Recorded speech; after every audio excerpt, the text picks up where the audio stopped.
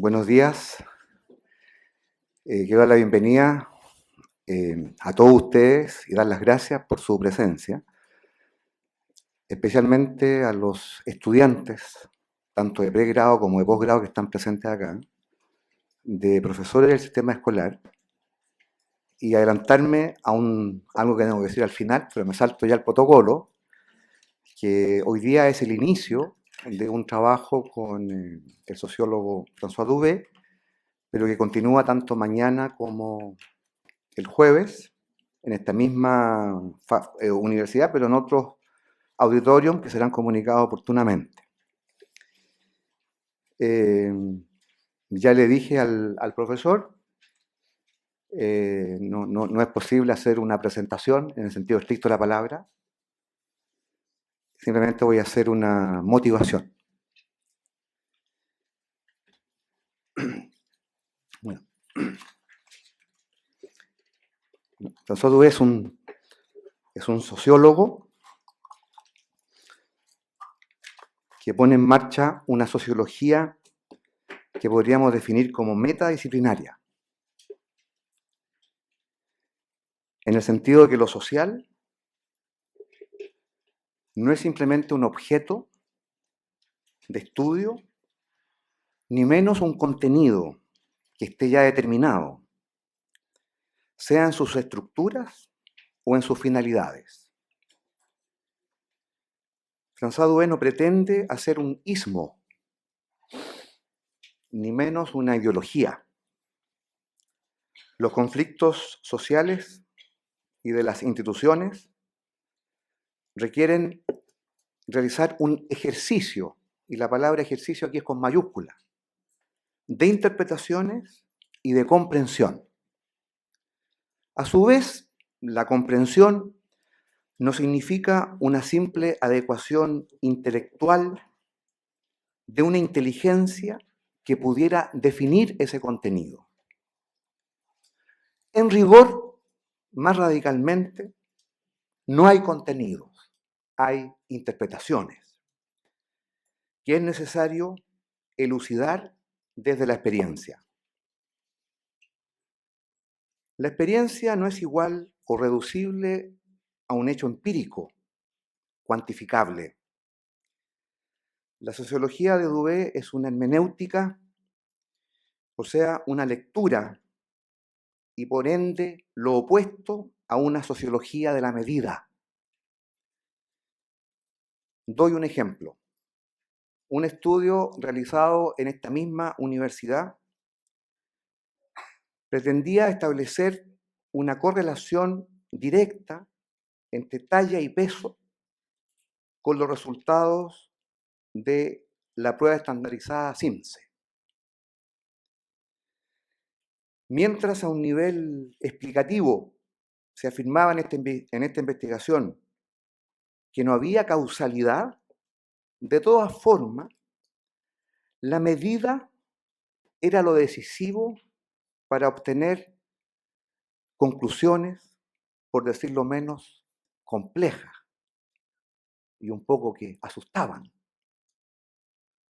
porque efectivamente tanto el peso como la talla se transformaban en lo decisivo del resultado de una prueba.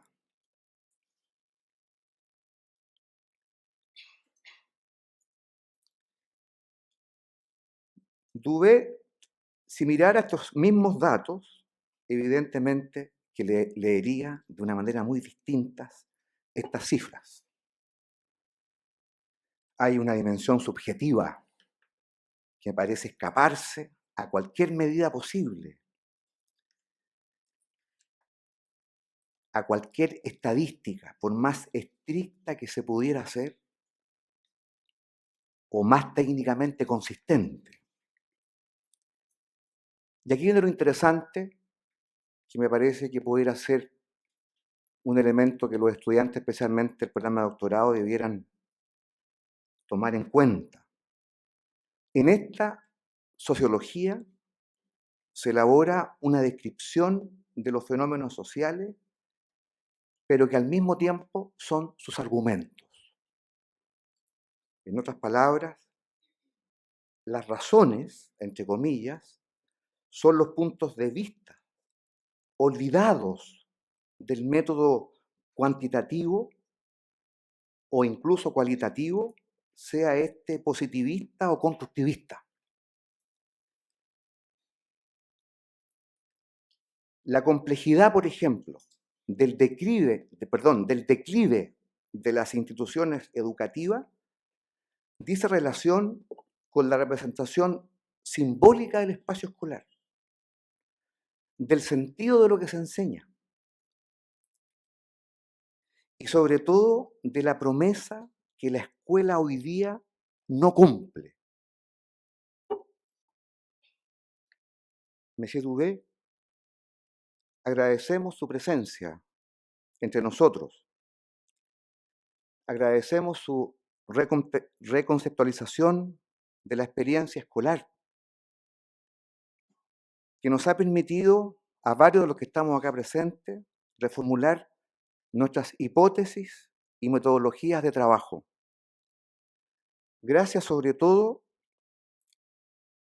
porque independientemente de nuestra formación de base, nos enseña a ser más sutiles, más precisos, pero también más sensibles y fundamentalmente más comprometidos.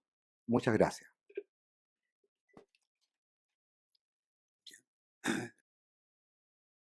Funciona. Muchísimas gracias. Gracias, Luis Flores. Gracias a todos los colegas aquí y a la Universidad Católica que me invitó. Yo les voy a hablar hoy día de la cuestión de la justicia escolar. ¿Qué es lo que nos permite decir que una escuela es justa o que una escuela es injusta? Obviamente, bueno, para responder a esta pregunta, tenemos que saber, en primer lugar, cuáles son los conceptos de justicia que tenemos. Porque según algunos criterios, una escuela puede parecer justa y según otros criterios, otra escuela puede parecer absolutamente injusta.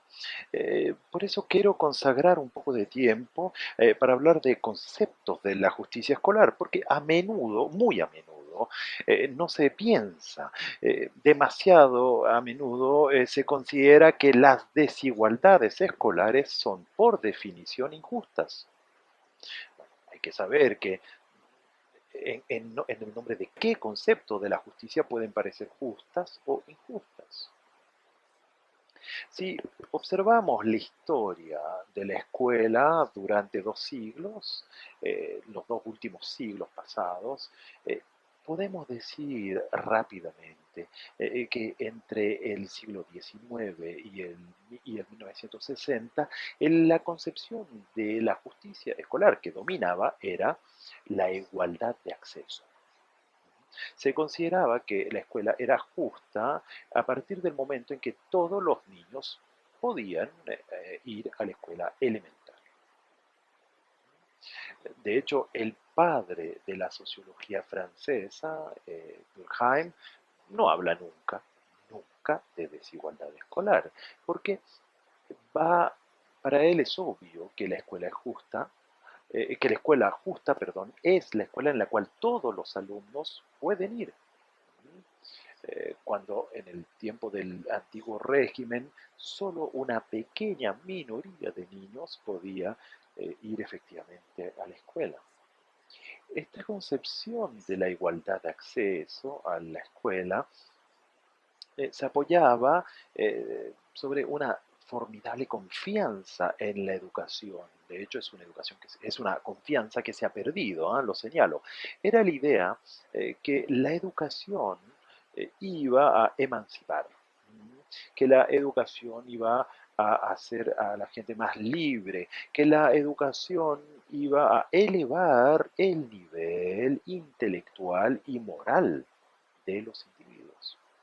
En el fondo, es la ideología de las luces, que hacen que vamos a poner toda nuestra confianza en la educación, alguien que sabe leer y es alguien que es más libre, más autónomo que alguien que no sabe leer y por ende que está sometido a la autoridad del señor o del cura.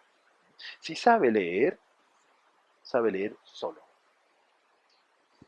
Este concepto de la escuela emancipadora, de la escuela liberadora, también está ligada a la formación de los estados-naciones modernos.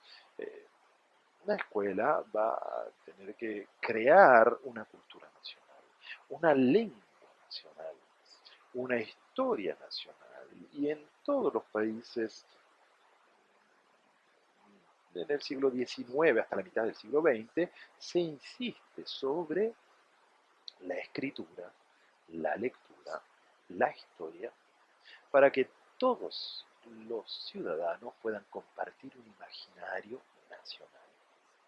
De algún modo, se piensa que el rol de la escuela es hacer ciudadanos emancipados y hacer una nación integrada. Eso. Esto es la creencia en la escuela y a partir del momento en que todos los niños pueden ir a la escuela, entonces la escuela se transforma en algo justo, ¿no es cierto? Porque es el único criterio que se tiene en ese entonces. La justicia escolar entonces es el hecho de que hay escuelas en todas partes. Todos los pequeños niños de Francia, de Chile, aprenden a leer, a escribir y a contar. Y estadísticamente el criterio que se tiene es el criterio de analfabetismo. ¿Cuánta gente no sabe leer, escribir o contar? Eso es un poco la edad de oro, ¿no es cierto? Podríamos decir, de la escuela moderna. A partir de 1960, en Europa, en los Estados Unidos, y diría yo en los años 1990, 2000 en Chile, se va a entrar a una nueva fase de la escuela, que es la fase de masificación, ¿cierto? Se va a abrir las puertas de los colegios, se van a abrir las puertas de los liceos, se van a abrir las puertas de las universidades y se va a entrar a otra escuela en la cual el criterio de justicia que va a imponerse es el criterio dominante, es que la escuela justa es la escuela de la igualdad de oportunidades. El sueño de la justicia escolar es entonces una escuela en la cual todos los alumnos, ricos, pobres, campesinos, gente de la ciudad, chicas, chicos, tengan las mismas oportunidades de tener éxito en la escuela. En el fondo, se va a percibir el colegio como una competición deportiva, ¿no es cierto? De algún modo, en la cual todo el mundo tiene las mismas chances de ganar, no en función de sus orígenes sociales, pero en función de su mérito personal, de su inteligencia, de su trabajo, de su seriedad, y la idea de la escuela justa sería entonces la idea de una escuela que neutralizaría los efectos de las desigualdades sociales. En el fondo, el sueño que se tiene entonces es decir, si hay en Chile un 20% de campesinos, no sé, 30% de pobres, 30% de obreros, 50% de niñas, entonces debo encontrar en la católica 30% de pobres, 30% de obreros, 50% de mujeres. Hay más que 50% aquí, ¿no? De mujeres, parece. Por ende, existe otro concepto de la justicia escolar, ¿cierto? Y es que en el fondo la escuela va a borrar los efectos de las desigualdades sociales sobre las performances, los resultados de los niños, de los alumnos.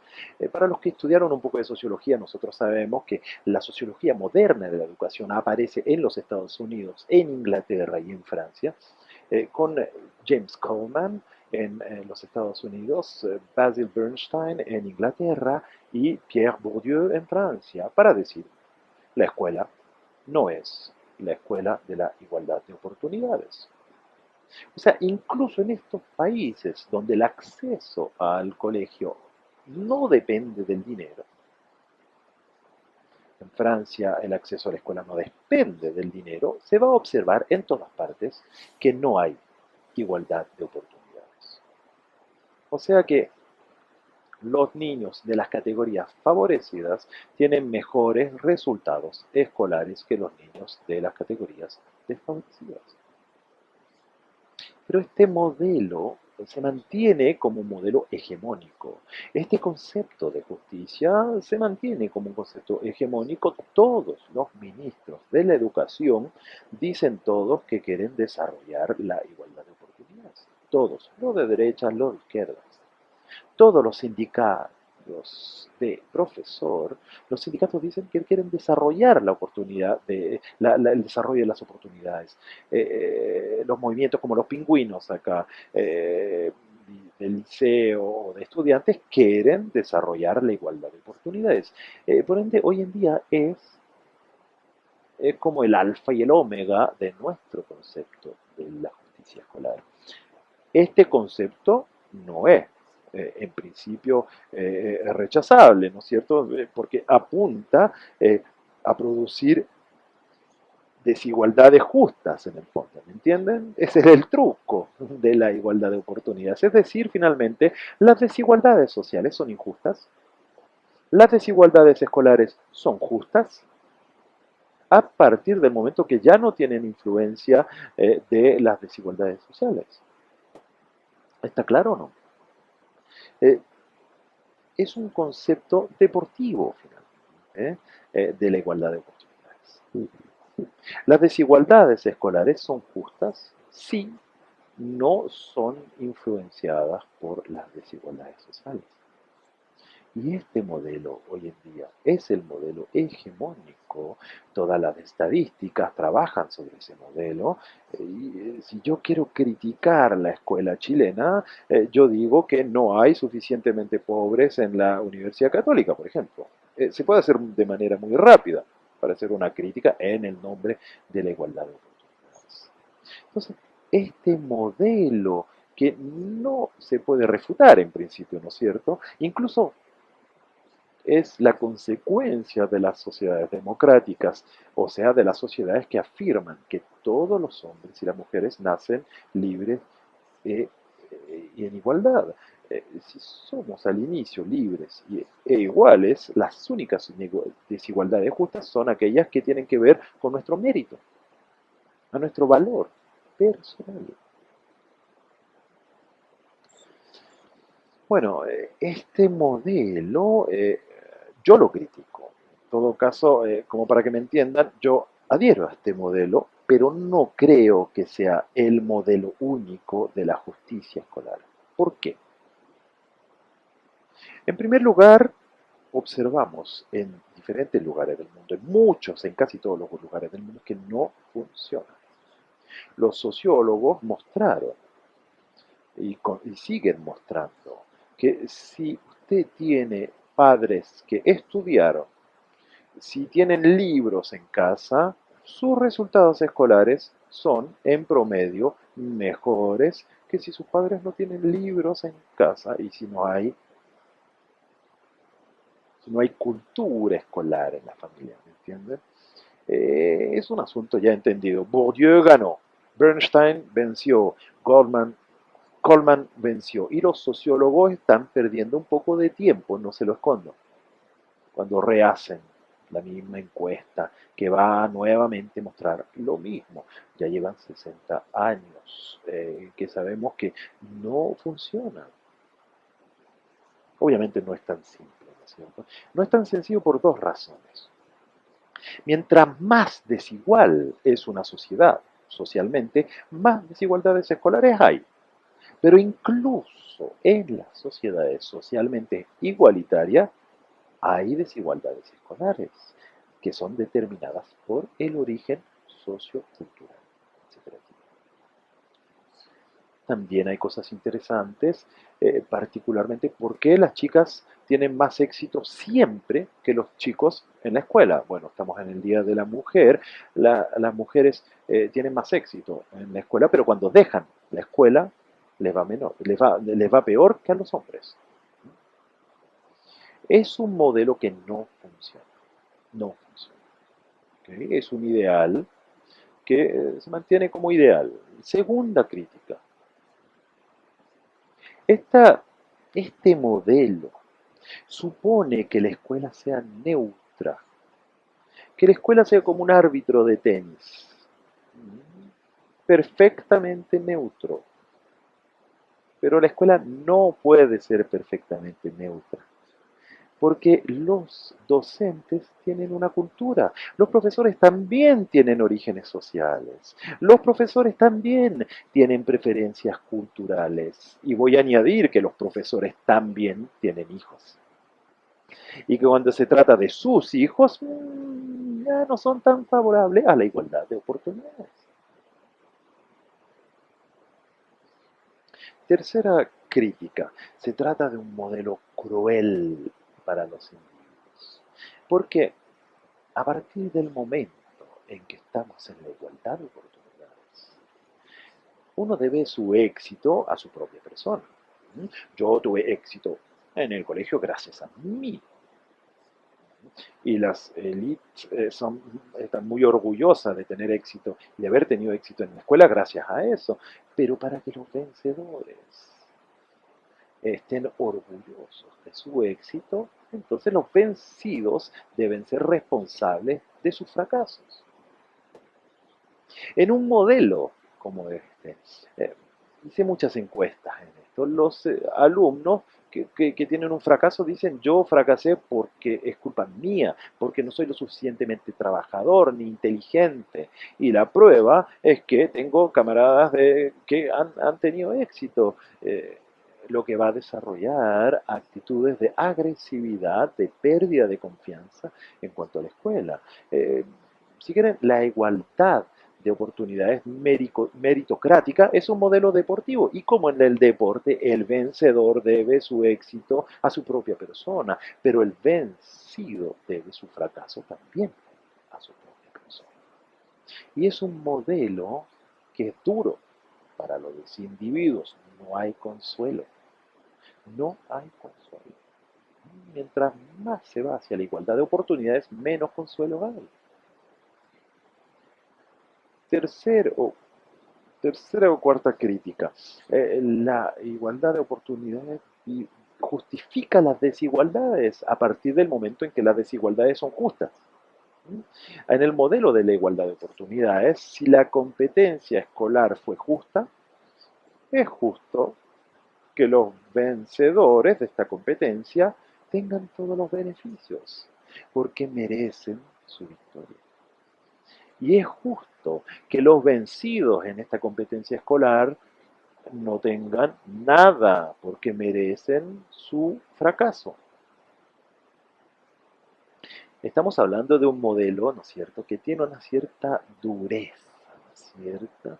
Yo vengo de un país que es Francia, en el cual la élite es un éxito rotundo en estudios muy difíciles y estudios superiores, y ellos dicen yo merezco el prestigio, el dinero y el poder, porque yo tuve éxito en los estudios más difíciles que existen, y lo dicen todos, derecha o de izquierda. No tiene nada que ver con la política, tiene que ver con creencia ideológica. Otra dificultad de este modelo se apoya en el mérito, en la idea de mérito personal.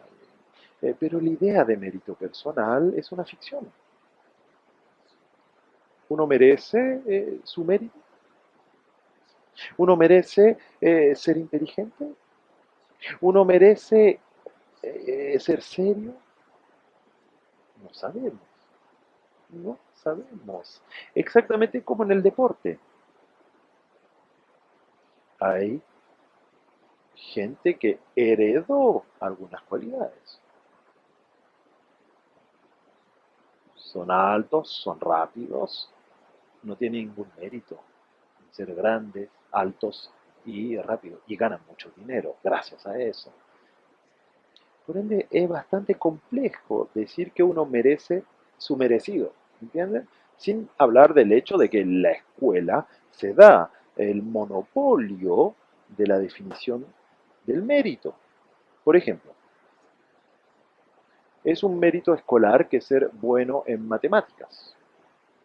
Es una forma de mérito escolar que va a tener consecuencias económicas. Uno va a ganar un poco más de dinero si es bueno para las matemáticas. Pero hay cualidades que la escuela no considera como un mérito. Por ejemplo, el hecho de ser simpático. El hecho de ser simpático es una virtud social esencial, ¿no es cierto? Pero la escuela, en todo caso la escuela francesa, no le importa un bledo. No tiene interés uno en ser simpático en la escuela, tiene interés en ser bueno para las matemáticas. Entonces, ¿me entiendes? Esta creencia en la igualdad de oportunidades plantea una cierta cantidad de preguntas. Es un proyecto, además, que a mí me parece irrealista, en el fondo, porque las categorías sociales que benefician más de la igualdad de oportunidades escolares no están dispuestas a renunciar a su éxito escolar. Voy a tomar un ejemplo extremadamente simple. Si yo quiero que aquí en la Católica tengamos el 30% de alumnos pobres, tengo que tener el 40% de los alumnos ricos de la Católica que tienen que irse de la Católica, tienen que dejar espacio. Yo no estoy convencido de que lo van a hacer.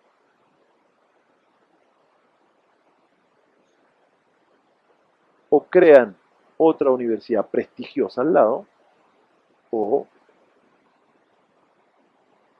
se la van a arreglar para guardar estos cupos. No es una crítica moral, ojo, todo el mundo no tiene los mismos intereses, digamos, en este asunto. Hace algunos años, 1980, 90, se va a aparecer también un tercer criterio en cuanto a la justicia escolar. Se trata de la igualdad de los resultados. En el fondo, la escuela justa no es la escuela de la igualdad de oportunidades, es la escuela en la cual los resultados escolares de los mejores y de los peores de los alumnos son los más iguales posibles. Para los que están interesados en esto, es una idea que se fundamenta en las teorías de la justicia de un filósofo norteamericano que fue muy importante, que se llama John Rawls. John Rawls dice, en el fondo, el mérito, la igualdad de oportunidades, la meritocracia no es justa. Si finalmente lo que va a ocurrir con los que no tuvieron éxito es una degradación. Entonces hay que poder garantizar que la escuela justa sea aquella que trata de la mejor manera posible a los alumnos más débiles. Es la escuela que va a dar más a los alumnos más débiles. Es la escuela que no simplemente va a ser la más equitativa, es la escuela que va a reducir lo más posible las desigualdades de resultados entre los alumnos débiles y los alumnos fuertes, lo que significa a menudo que entre los alumnos ricos y los alumnos pobres. A priori, la igualdad de resultados eh, podría ser un ideal de justicia. Mucha gente, dentro de los cuales yo me encuentro, están aferrados a la igualdad de los resultados para decir que al lado de la igualdad de oportunidades debe haber también la igualdad de resultados. Sabemos, por ejemplo, que los países que consideran como los mejores en términos escolares son países que van a favorecer de manera radical la igualdad de resultados hasta los 15, 16 años. Por ejemplo, no seleccionan a los alumnos, no se le ponen notas a los alumnos, se apunta en primer lugar a la igualdad de resultados de todos los alumnos.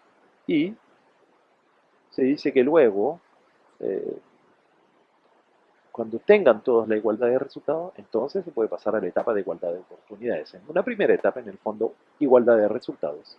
Y segunda etapa, igualdad de oportunidades. Y es bastante justo porque, de algún modo, la igualdad de oportunidades no degrada el destino escolar de los alumnos más débiles que tuvieron lo máximo de lo que podían tener. Es exactamente el mismo principio que el del salario mínimo. El salario mínimo, el principio del salario mínimo consiste en decir, el salario es definido por el mercado, por ende, hay gente que gana mucho, mucho, y gente que gana nada, porque el mercado funciona así. Es la igualdad de las oportunidades en el fondo del mercado. Y para protegerse de esto, se va a hacer un salario mínimo. Se va a decir que uno no puede, no tiene el derecho en Francia, por ejemplo, de ganar menos de 1.000 euros. No es el mercado, es la ley. En la escuela uno podría decir, ya, no se tiene el derecho de salir de la escuela sin saber, sin tener el mínimo de cultura escolar común. La escuela garantiza que el más débil de los alumnos tenga el mínimo de cultura escolar garantizada. De la misma manera, la ley garantiza que se va a ganar, no se puede ganar en Francia menos de 1.000 euros. Podríamos entonces tener un concepto de la justicia un poco sofisticado, diciendo por una parte la escuela justa es la igualdad de oportunidades, pero también es la igualdad de resultados. En realidad es una síntesis que es bastante convincente sobre el plan ideológico, ¿no es cierto? Sobre el plan moral, bastante convincente finalmente, porque en el fondo los mejores ganan, pero los malos no pierden. Es bastante justo en el fondo. Pero en realidad no ocurre de este modo. No ocurre tan bien. ¿Por qué? Porque las categorías sociales que tienen todas las oportunidades de tener los mejores resultados escolares siempre defienden la prioridad a la igualdad de oportunidades. Y el problema es que las categorías sociales que tendrían todo interés en la igualdad de resultados no tienen peso político en materia escolar. Lo que hace que cuando un ministro, francés o chileno, va a favorecer la igualdad de resultados, va a tener en general contra él las clases medias que ganan la escuela, a menudo los profesores, porque los profesores son una categoría cuyos hijos tienen éxito en la escuela, y en general va a ser una reforma el ministro en el nombre de las clases populares, pero las clases populares no pidieron nada. Entonces va a decepcionar la clase media y no va a obtener el apoyo de las clases populares. Hacer una escuela justa no va a crear un entusiasmo en las clases populares, y por unas razones muy simples. Es que las clases populares consideran en general que no tienen legitimidad para intervenir en los debates escolares. Los debates escolares es un asunto de profesores, de diputados, de profesionales, de intelectuales. Los otros no intervienen nunca en los debates escolares. ¿Por qué? Como fracasaron ellos en la escuela, piensan que no tienen el derecho de opinar, de hablar de la escuela. Entonces, en realidad, yo creo que el debate entre la igualdad de oportunidades y la igualdad de resultados es una forma bastante brutal de lucha de clases. Es una forma de lucha de clases brutal, Porque, por ejemplo, en el caso francés no opone a la derecha y a la izquierda. En Francia la izquierda es tan elitista como la derecha, en términos escolares. Tan elitista como la derecha. Porque considera que la mala desigualdad es la desigualdad del dinero y que la buena igualdad es la de los diplomas. Pero los diplomas también traen dinero. Hay entonces un verdadero debate en cuanto a esto. Y en todos los países, cuando hay reformas escolares igualitarias, suponen siempre mucho coraje por parte de los hombres políticos, de los responsables políticos, porque no tienen verdaderamente el apoyo de las categorías modestas. No sé si se entiende bien. ¿Me entienden bien? Si usted dice, por ejemplo, en Chile, vamos a ampliar el acceso a la universidad, la gente lo va a apoyar. Si tú dices, voy a mejorar la calidad de las escuelas básicas en los barrios populares, el entusiasmo no es tan pronunciado. Se va a decir, claro, sí, por principio, pero cuando se empieza a picar fino en términos de finanzas, sin contar que siempre existe la idea de que si uno favorece la igualdad de resultados, hace bajar el nivel. Eso es una obsesión también del mundo escolar. Es una idea que es tan vieja como la escuela, que consiste en decir, si todo el mundo va a la escuela, el nivel va a bajar. Bueno, eso es una creencia escolar y que vale solamente para la escuela, lo preciso. Porque si uno dice, yo voy a mejorar el nivel de la salud, la gente que tiene acceso a un buen sistema de salud no piensa que su salud se va a degradar porque si los pobres están en mejores condiciones en los hospitales. En cambio, en la escuela la gente piensa en términos de escuela. Si uno educa mejor a los pobres, su situación educativa se va a degradar. ¿Por qué? Porque los diplomas escolares son bienes escasos, son bienes utilitarios. Hay que pensar como Gary Becker, que como es economista, el valor de un diploma tiene que ver con su selectividad relativa. El valor de un diploma no es simplemente el nivel de cultura que da. Eso está muy bien, ok. Pero el valor de un diploma es qué es lo que compro con este diploma saliendo de la escuela. Entonces el valor de un diploma supone que sea selectivo. Lo que es horrible, ¿no es cierto? Es horrible, ¿o no? Si usted crea una enseñanza superior absolutamente abierta, los diplomas a la salida no valen nada porque todo el mundo tiene el diploma. No hay distinción a partir de ese diploma. Entonces usted va a tener subdiplomas, subcategorías, subescuelas, subexámenes, subconcursos para recuperar el valor del diploma. ¿Entienden? Una cuestión de justicia escolar a la cual los pedagogos, los sociólogos no piensan mucho, es justamente este asunto de saber si es justo que la escuela tenga el monopolio de la formación. Voy a decir algo muy simple. Mientras más uno se encuentra en una sociedad donde el diploma determina el destino social de un individuo, mientras más esta sociedad fija a partir del diploma el empleo y el salario saliendo de los estudios, más el enlace entre el diploma y el trabajo es fuerte, más las desigualdades sociales son fuertes. Cuando uno dice yo quiero diplomas útiles para encontrar trabajo, uno tiene razón, pero mientras más dice eso, más desarrolla las desigualdades escolares, porque el valor del diploma es un valor relativo. Si, si todo el mundo es ingeniero, resulta como si nadie fuera ingeniero. Entonces hay que crear super escuelas de super ingenieros para tener super ingenieros que van a ser verdaderos ingenieros.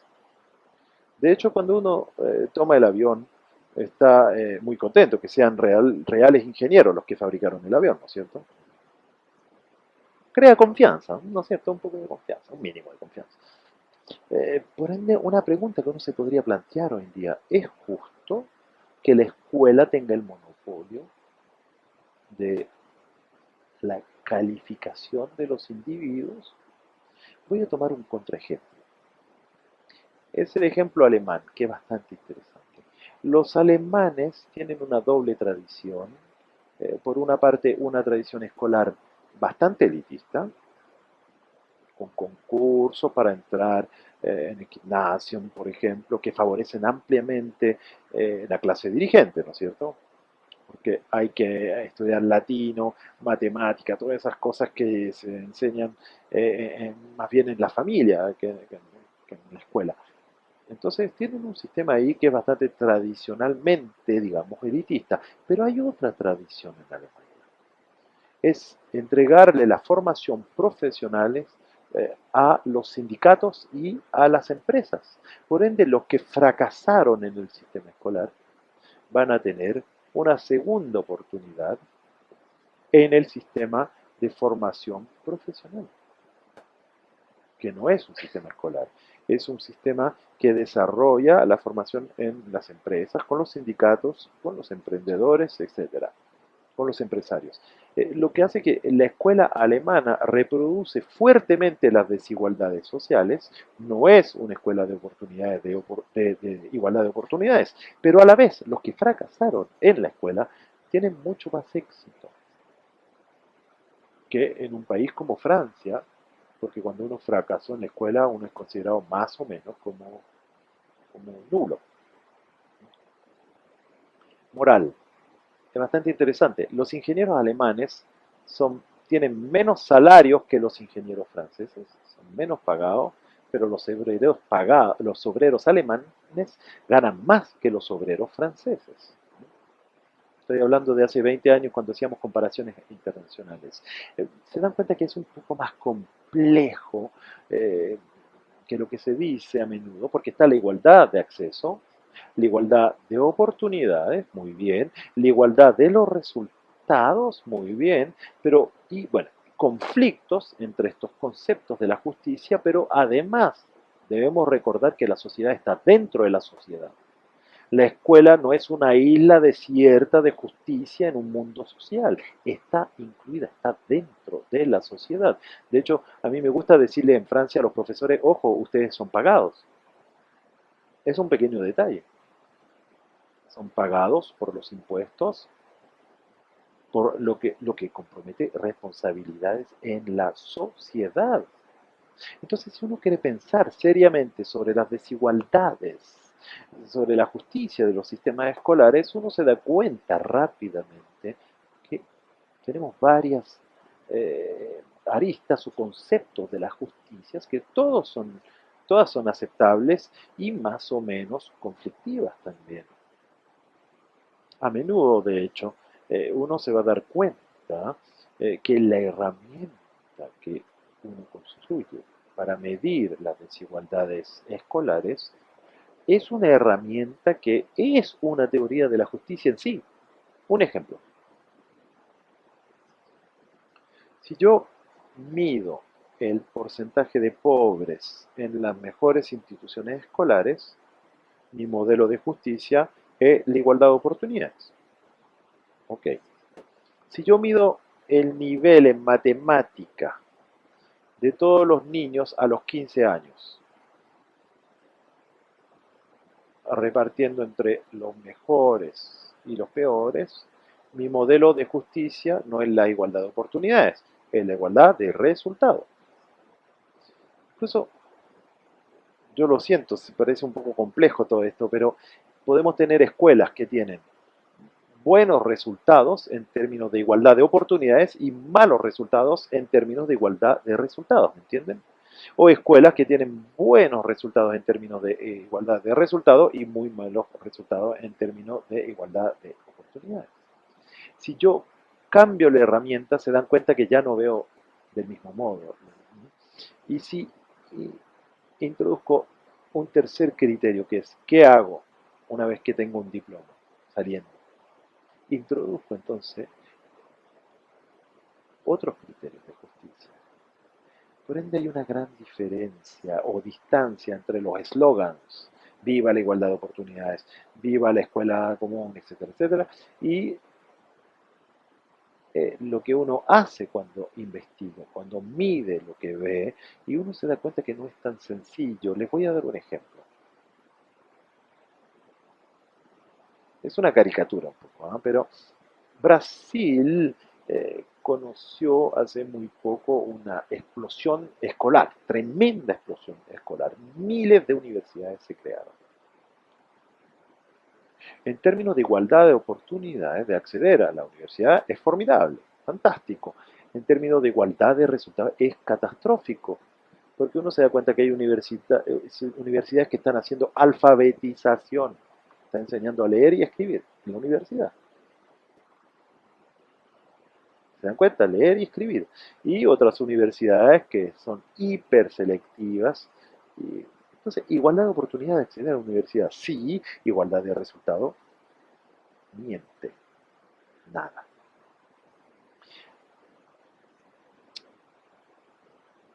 Es bastante complejo, ¿no es cierto? Yo quisiera que guarden esto en el espíritu que hacer una buena política escolar requiere ser capaz de multiplicar los criterios que uno va a juzgar, sin contar que hay otra cosa que los sociólogos olvidan a menudo, es que un promedio, ustedes saben que los sociólogos trabajan con promedios, un promedio no es una distribución.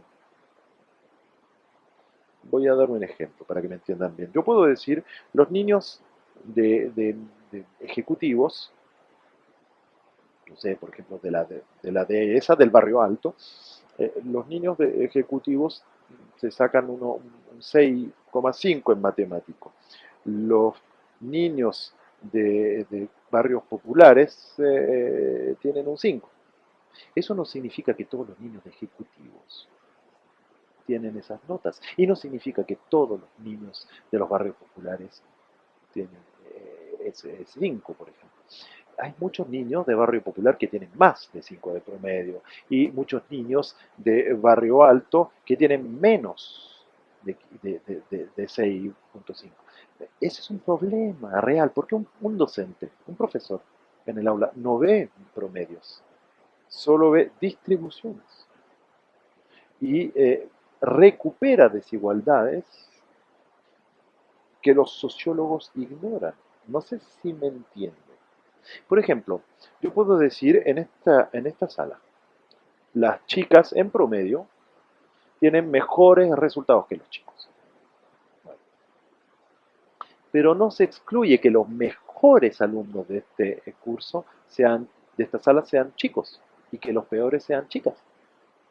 ¿Entienden? Entonces, cuando uno piensa sobre la justicia escolar, llega un momento en el cual uno pasa de problemas de macrojusticia, igualdad de acceso, de oportunidades, de resultados, eso es macrojusticia, a problemas de microjusticia. O sea, la justicia en el aula, la justicia entre los individuos. Y ahí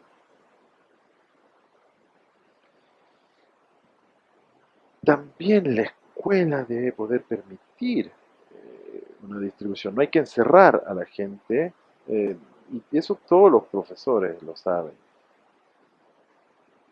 Los niños de clase popular tienen fracaso, a excepción de algunos. Y todos los profesores saben que los chicos de clase media tienen éxito, a excepción de algunos. Entonces, existen niveles que uno, de manera de juzgar sobre la escuela que pueden ser muy diferentes. Yo voy a terminar ahora comparando rápidamente dos sociedades, de manera muy grosera lo voy a hacer, perdonen, pero dos sociedades que son Francia y Chile con sus escuelas. Resulta que dirigí una tesis que compara justamente la escuela francesa y la escuela chilena, por ende yo no tengo el mérito de esto, que es lo que voy a decir, pero el resultado me sorprendió muchísimo. ¿Por qué? A priori, no puede pensar la escuela francesa es una escuela pública, gratis, homogénea, ¿cierto? Perfecto. Bueno, bueno, eso es intelectual. Es una escuela gratis, pública, homogénea, los profesores tienen los mismos salarios, los programas son nacionales, los exámenes son nacionales, es la escuela de la república típica, ¿no es cierto? Entonces, a priori, debería ser muy igualitaria. En términos de igualdad de oportunidades, de resultados, debería ser fantástico, ¿no es cierto? Chile es un poco más complejo, es un sistema muy liberal, con sistemas escolares en competencia, con un rol del dinero decisivo en el acceso a los estudios. Si yo tengo dinero, voy a pagar buenas escuelas. Si no tengo dinero, voy a una escuela con número pública que no tiene buena calidad, etcétera, etcétera. Ya saben eso. ¿No? Entonces, a priori, uno puede pensar que son dos sistemas extremadamente contrastados y diferentes. Y son dos sistemas contrastados, aún más porque la sociedad chilena es mucho más desigual que la sociedad francesa. ¿Okay? Si yo, es un poco técnico, si yo le doy el coeficiente que mide las desigualdades, Chile tiene un coeficiente de 50. Significa que tendría que, la mitad de los chilenos tendría que poder cambiar de categoría social para que tengamos igualdad. En Francia es de 30 ese coeficiente. Significa que un francés de 3 debería cambiar de categoría. Claramente significa que en Chile el 10% más rico gana más o menos 8 veces más que el 10% más pobre. Dejo de lado el 1% más arriba, más rico, porque ya no se sabe ni siquiera cuánto gana. Entonces, tienen un orden más o menos de proporción. En Francia es la mitad. El 10% más rico gana más o menos 4 veces más que los 10% más pobres. El promedio en la OCDE es el promedio francés, ¿cierto? Desde 30. De los 40 países sobre los cuales se hacen encuestas internacionales, Europa Occidental, Estados Unidos, Canadá, Chile, Argentina, etc. Por ende, son países muy contrastados en términos de desigualdad y muy contrastados en términos de organización política. Chile es el país más liberal del mundo, bueno, eso se sabe, y Francia es el país del Estado por excelencia, ¿no es cierto? Eh, Cuando yo observo en términos de igualdad de resultados en matemática para los chicos de 15 años, la PISA, ¿no es cierto? La encuesta internacional cuyos resultados no han sido discutidos, la verdad. Uno se da cuenta que Chile tiene resultados peores que Francia, ¿no es cierto? Porque el país es más pobre, más desigual, tiene peores resultados. Eso podríamos decir es normal, se comprende. Pero lo que es impactante es que la diferencia de resultados entre el 10% de los mejores alumnos de Chile y el 10% de los peores alumnos de Chile es de 202. En Francia es de 256. En términos de igualdad de resultados se dan cuenta que la escuela francesa es más desigual que la escuela chilena. Ocurre algo ahí en la escuela, ¿no es cierto? Porque no debería ocurrir esto, porque Francia es más, y es un país más igualitario que Chile. Y Francia es más desigual en términos de resultados que el promedio de los países de la OCDE. ¿Cómo se puede explicar eso? Obviamente, los muy buenos alumnos en Francia son muy, muy buenos. Los franceses son muy inteligentes, pero pocos de ellos, porque la máquina escolar apunta a producir. Es como una federación deportiva, quiere producir campeones, esa es la idea. Entonces vamos a hacer deporte de masa para poder producir un equipo olímpico que se respete, digamos. Primer resultado bastante interesante, sorprendente, en términos de igualdad de resultados. Francia es, le va mejor porque es más rica, más rico el país, pero es más desigual que Chile. Y si tomo un segundo indicador, que es la medida por reducción estadística, un análisis de regresión se llama eso.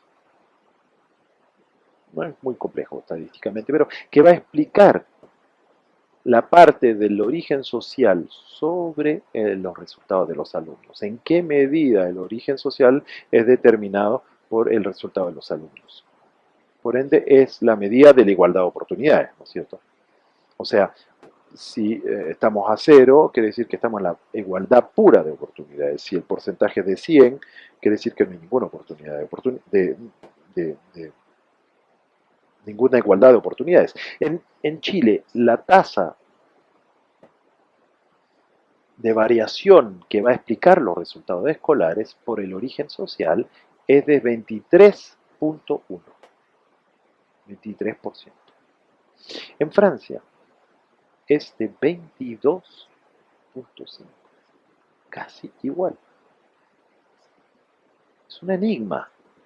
No le estoy diciendo que Chile tiene un buen sistema, no, no le estoy diciendo eso. Pero es un enigma, porque a priori uno podría pensar que si la escuela fuese solamente el producto de la sociedad francesa siendo más rica y mucho menos desigual, debería tener menos desigualdades de resultados, ¿no es cierto? Y más igualdad de oportunidades. Pero en realidad, ¿qué es lo que observamos? Tiene casi la misma desigualdad a nivel de oportunidades y casi más desigualdad en términos de resultados. Entonces es una pregunta que no consiste en decir que la escuela chilena es fantástica, no, pero es muy interesante para un sociólogo analizar esto, porque si usted hace una tabla, esas tablas muy conocidas que hacen la OCDE, yo digo, voy a clasificar los países por desigualdad social, y ahora voy a clasificar los países por desigualdad escolar. En conjunto, mientras más desigualdades sociales son fuertes, mientras más desigualdades escolares hay, ¿no es cierto? Es obvio que Brasil es más desigual a nivel escolar y a nivel social que Noruega. No hay que ser un gran sociólogo para darse cuenta de eso. Pero lo que vemos también es que algunos países deberían ser desiguales a nivel escolar. No lo son. Corea, Japón, Canadá, tienen mucho menos desigualdad escolar que lo que deberían tener por las desigualdades sociales que tienen. Y países como Francia, que son mucho más desiguales escolarmente que lo son algunos países que tienen desigualdades sociales. Eh, Quiere decir que en el funcionamiento de la escuela hay mecanismos un poco misteriosos, pero mecanismos que hacen que las desigualdades sociales o van a ser acentuadas o van a ser reducidas. No sé si se entiende bien. Una escuela no es solamente el reflejo de una sociedad. Una escuela también juega su propio rol, desempeña su propio papel, mucho más de lo que se imagina. Los profesores no aman escuchar eso, se los digo francamente, porque prefieren creer que las desigualdades escolares son debidas solamente a la desigualdad social y ellos no son responsables. No, y cambiemos la sociedad, lo que es bastante fácil, lo saben, es muy fácil cambiar la sociedad, ¿no es cierto?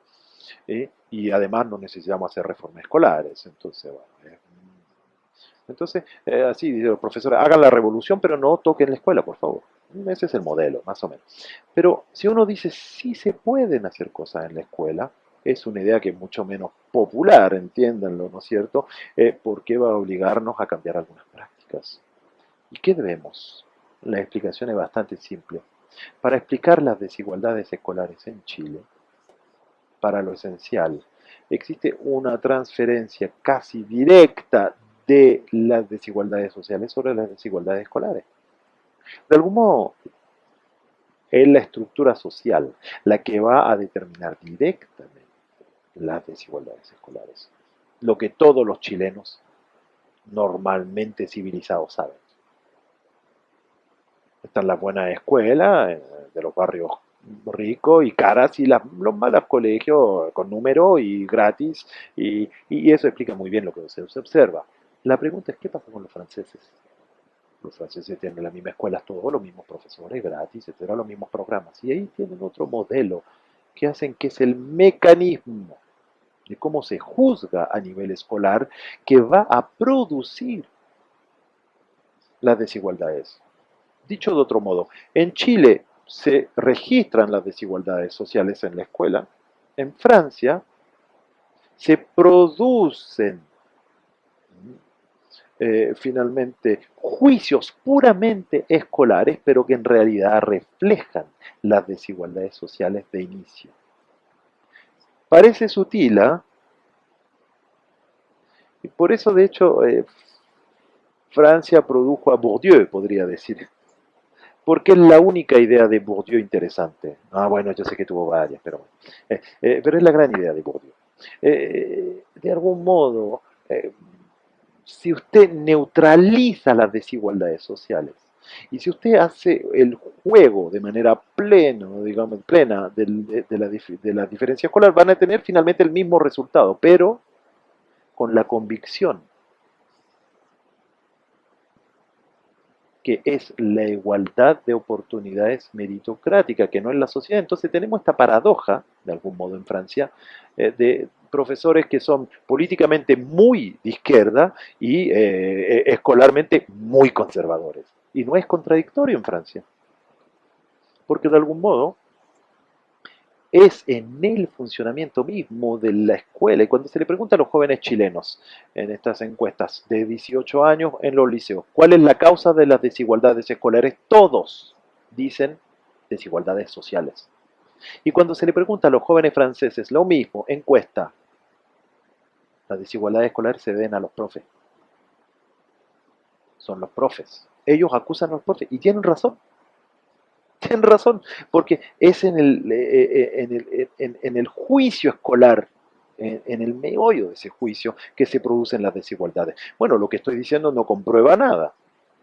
Simplemente digo que, para emplear un vocabulario marxista, el modo de producción de las desigualdades escolares puede variar considerablemente de un país a otro.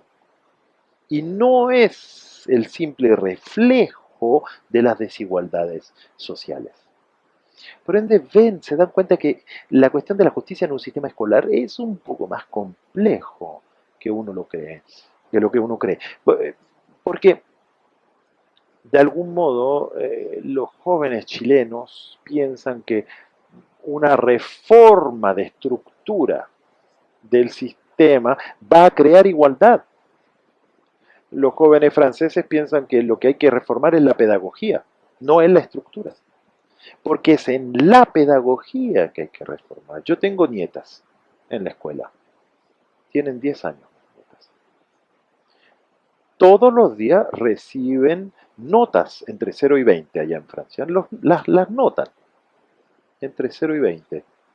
O sea, la obsesión de la tía, de la profesora, perdón, es decir, es hacer una jerarquía, siempre y siempre, constantemente, y al final, obviamente,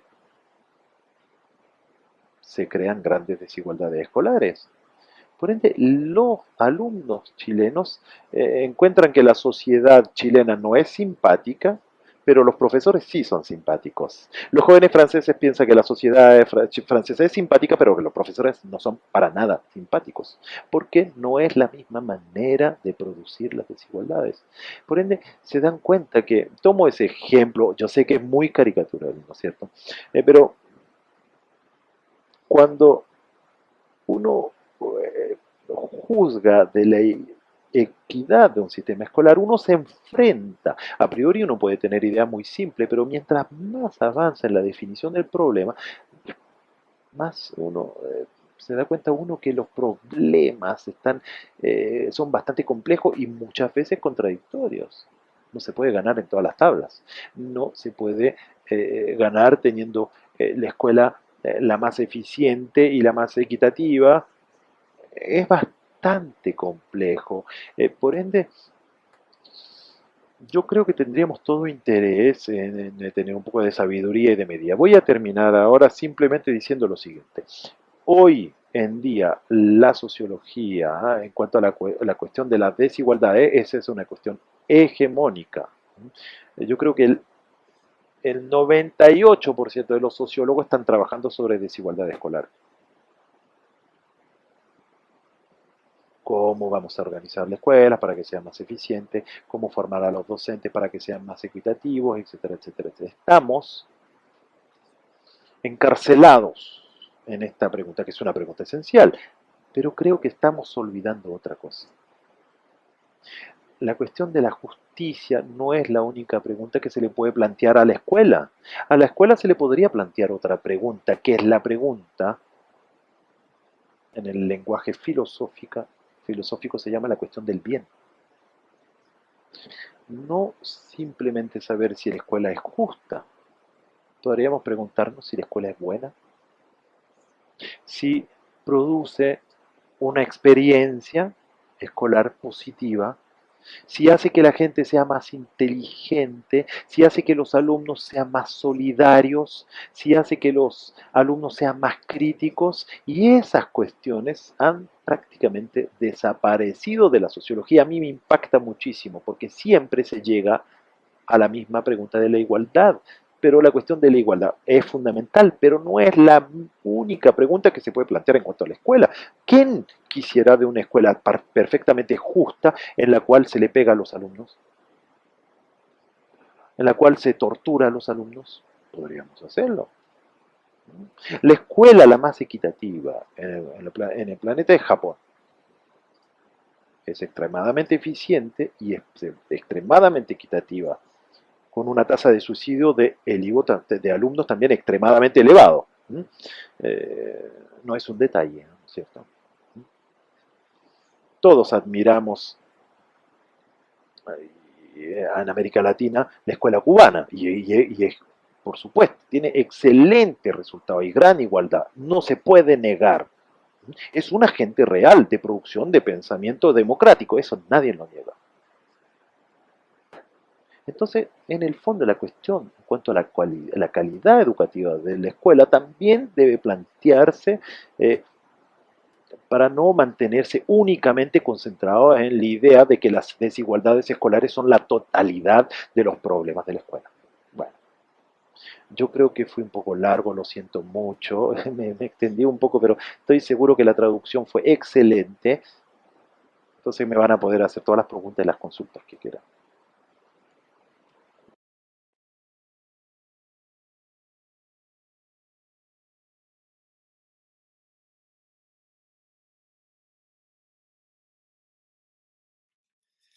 Clase magistral, exposición, como siempre lúcida, y eso que hablamos al principio, esos elementos sutiles. Bueno, vamos a dar la palabra, lamentablemente no tenemos mucho tiempo, pero antes de dar la palabra, ahora quiero ser más preciso en la información que di antes. Mañana, eh, miércoles 9, 10:30 de la mañana, en el auditorium de Historia, que está al lado de este auditorium, en Ciencias Sociales, continúa estas presentaciones con presentación de proyectos de profesores acá de la facultad, pero evidentemente con la presencia de MSW y en el contexto de esta sociología. Escuchar un par de preguntas, eh, dado el poco tiempo, que sean preguntas, dos, tres, y no hay ningún inconveniente en que escriban otras, las guardamos En y écrire aussi certaines, on peut les garder mañana podemos et retomarlas. demain on peut les Doy la reprendre aussi. palabra. Je vous laisse la parole si vous avez des questions. Yo no sé si técnicamente tenemos un micrófono. Ah, ya estás. Llegó. ¿Cómo se llama, señorita? Natalia, Natalia. hola, buenas. Bueno, como mencionaba al finalizar, están como estas dos categorías, por un lado lo que es justo, por otro lado lo que es bueno, como para que hablemos en un sentido común.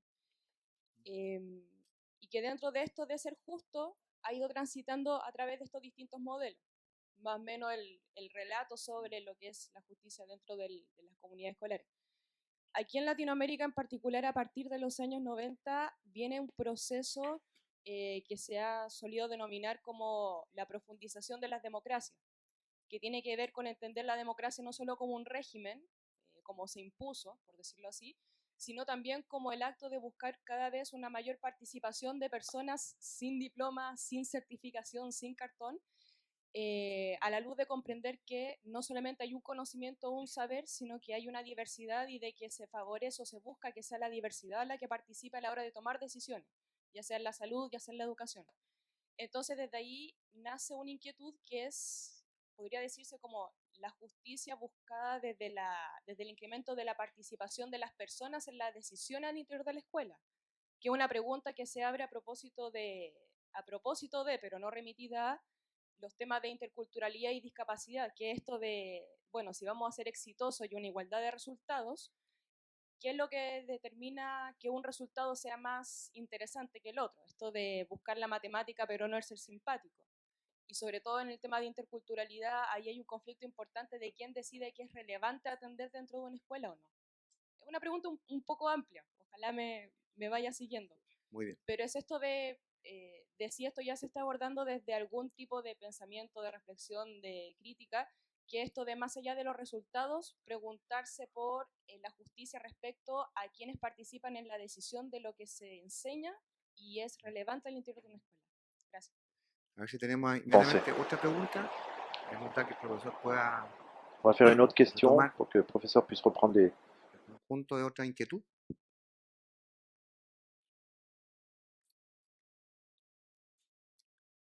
Bueno, entonces nos vamos a quedar con esta pregunta y ahí usted aprovecha de cerrar este momento.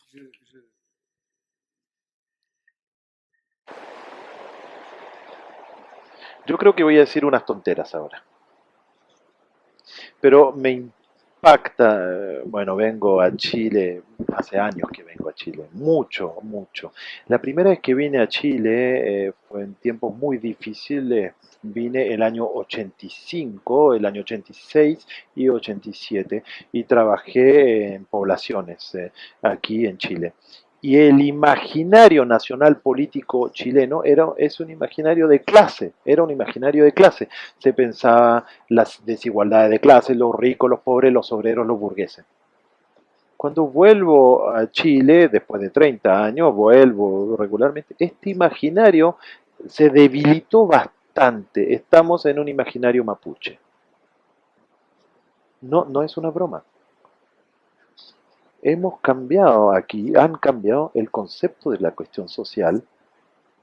Ya no es la cuestión de las desigualdades sociales, del trabajo, etcétera, es la cuestión de las diferencias culturales. Es un tremendo cambio. Cuando digo mapuche no es irónico para nada. El mapuche que el año 84 yo entrevistaba no lo veía, nadie lo veía. Y hoy en día solo se ve a él. Bueno, hay ataques de camiones, están llevando un combate social fuerte, ¿no es cierto? Eso es una realidad también. Pero usted cuando pregunta en cuanto a la diversidad cultural de la escuela, uno plantea una pregunta que es dificilísimo. Cuando usted hace esa pregunta, de mi punto de vista, es muy compleja esa pregunta. Porque toda escuela se apoya sobre un arbitrario múltiple. ¿Sí? Voy a decir cosas que les van a choquear quizás. Yo creo que no hemos salido acá de los Estados-naciones. Yo creo que seguimos viviendo en Estados-naciones. Entonces, necesariamente, en las sociedades donde uno vive está la definición de una cultura común. Hay un idioma nacional, etc. Durante muchos años fue de una gran brutalidad, obviamente, porque uno decía ya, bueno, mapuche no existe, no está...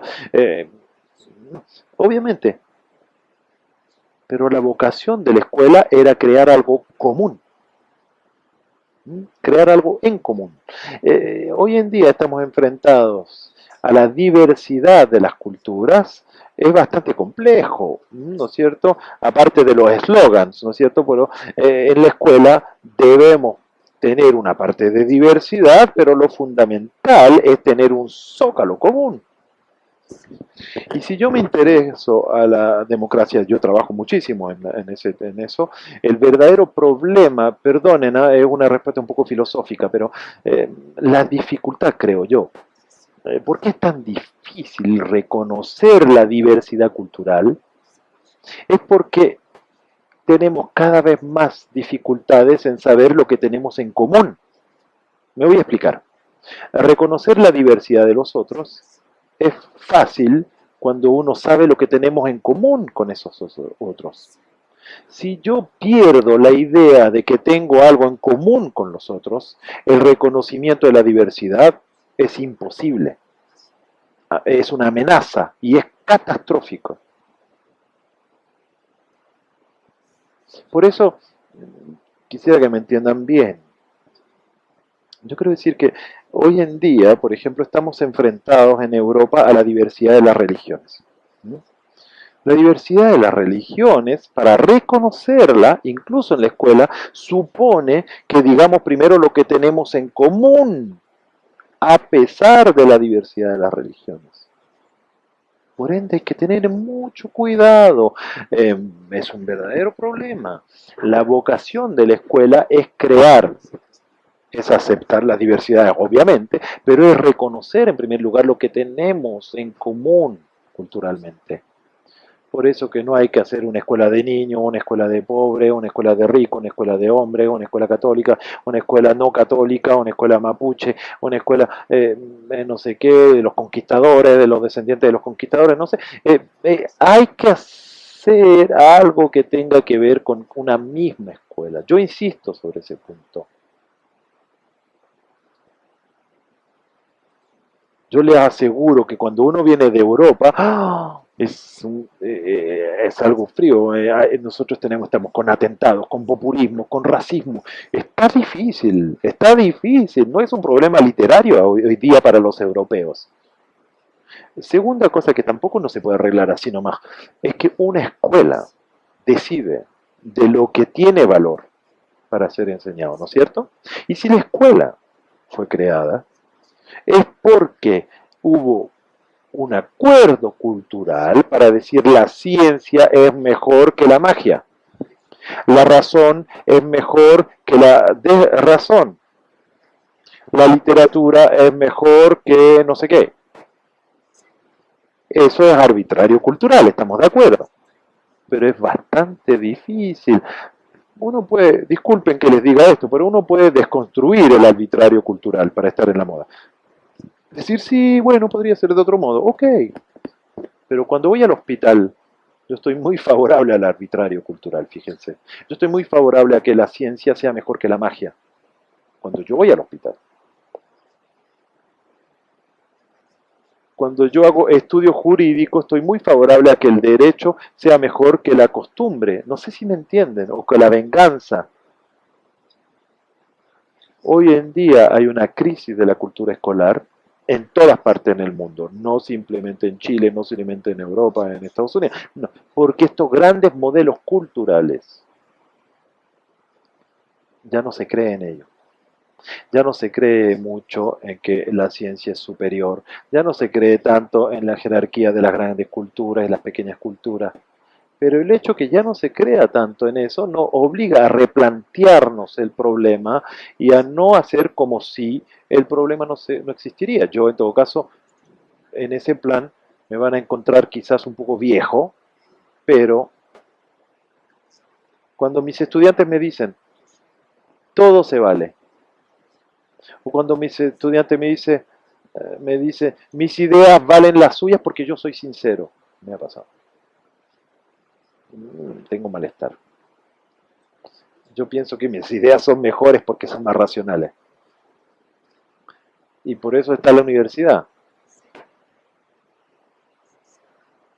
No son problemas, en el fondo, que debemos plantear nuestros problemas, por supuesto que sí, pero no son problemas que uno puede arreglar así sin hacerse la pregunta a priori sobre la jerarquía de los saberes, sobre la unidad de las culturas. Como le decía uno de mis colegas de Bordeaux, que se llamaba Montesquieu, yo creo, para quedar un poco en la fórmula enfática, yo creo en la unidad del hombre y la diversidad de las culturas. Pero hay que creer en la unidad del hombre, porque si la diversidad de las culturas se transforman en la pérdida de unidad de la humanidad, va a ser difícil para la escuela. y creo que ahí habrían problemas mayores. Yo estoy a favor de que los discapacitados accedan al colegio, estoy a favor de que los mapuches tengan un lugar en la escuela, por supuesto, pero en el meollo está la cuestión de lo que tenemos en común, más que desde las diferencias, eso. Merci Aplauso. beaucoup, Monsieur Guibert. Exactamente. De más. De más. Estamos ahora invitados a tomar un café y a continuar esta conversación de un modo más informal con el profesor Dubé. Muchas gracias.